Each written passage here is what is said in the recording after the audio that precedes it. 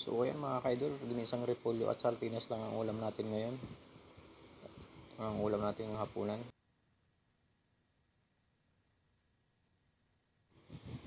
Kain na tayo.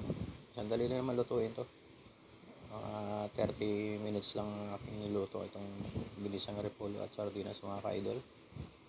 Maya-maya na kakain na tayo. Medyo bawasan natin ng kaunting sabaw para hindi masyado marami sabaw. Tama-tama lang yan mga ka-idol. So ayan, ano pang hinihintay natin mga ka-idol? Simpleng ulam lang natin itong hapunan. Kain na tayo. Huwag na natin patagalin to mga ka-idol, kain na tayo. Kayo, ano bang ulam nyo dyan?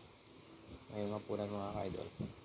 Mga kaparot, kain na tayo. Ginisang repolyo at sardinas lang mga ka-idol, mga kaparot.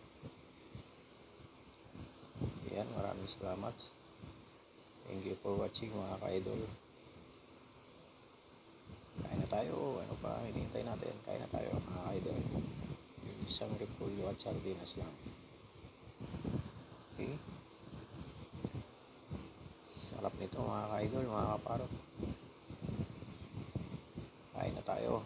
Thank you for watching mga ka-idol.